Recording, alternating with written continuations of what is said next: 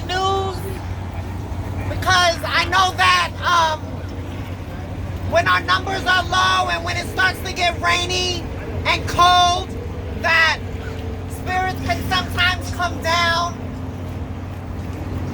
So I just want to say thank you to everybody that came out, that fights the good fight, and is on the right side of history.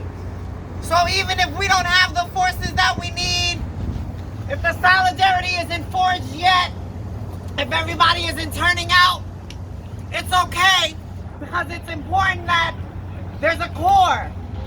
So thank you for being part of the core. Yeah.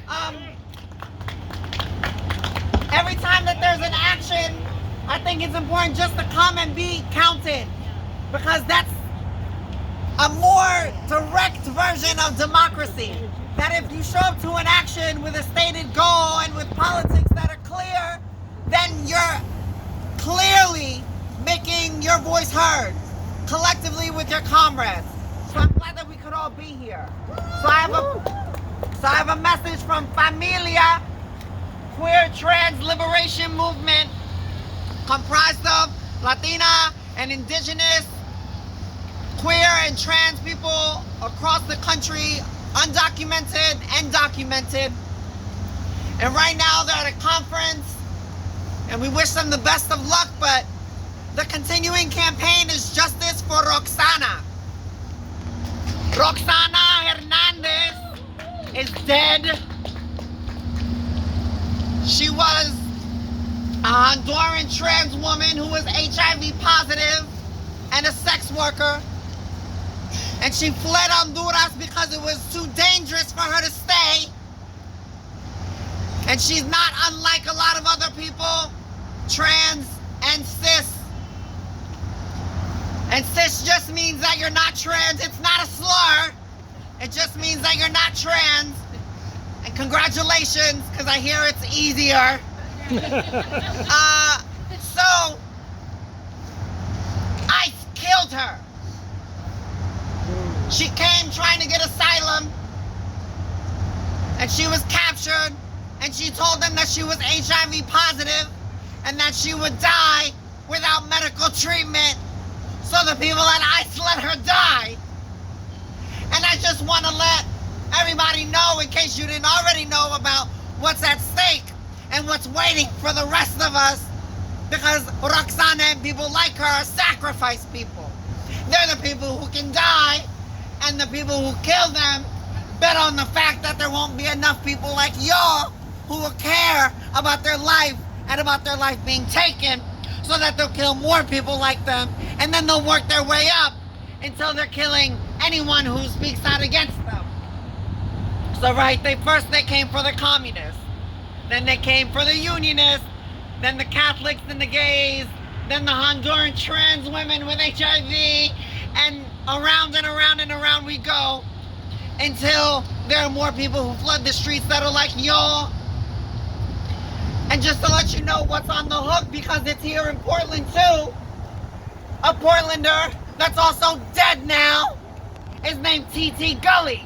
T.T. Gully was a citizen, a black trans woman who was found hanging from a tree in the park blocks this year. Oh, geez. And the police would not investigate it any further, said it was a suicide, and told everyone to leave it alone.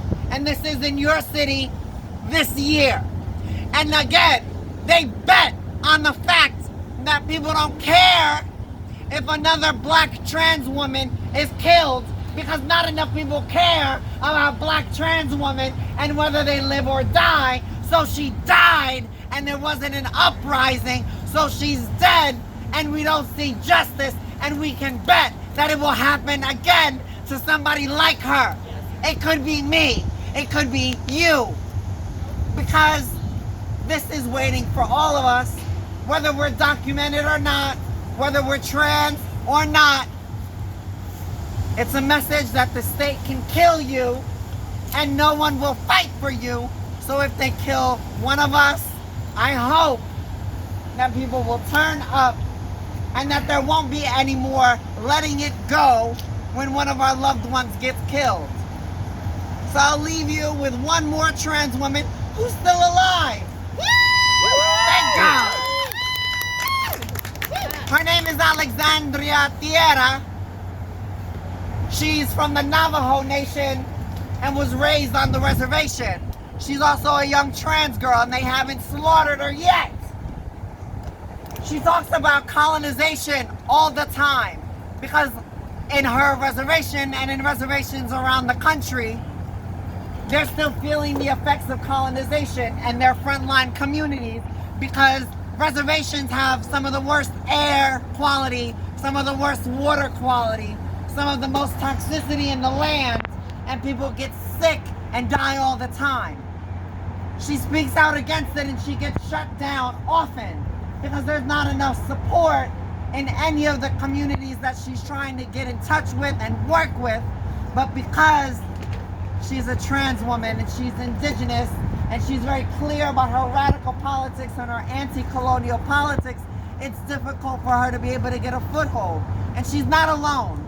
There are a lot of trans women who try their best to offer the solidarity that's not given back. But we keep trying, and that's why I'm here today to just say thank you to the people that showed up today for being the core, for your dedication to the movement. And as long as you keep coming, I'll keep coming, and we'll try to keep the movement going, okay? Yeah.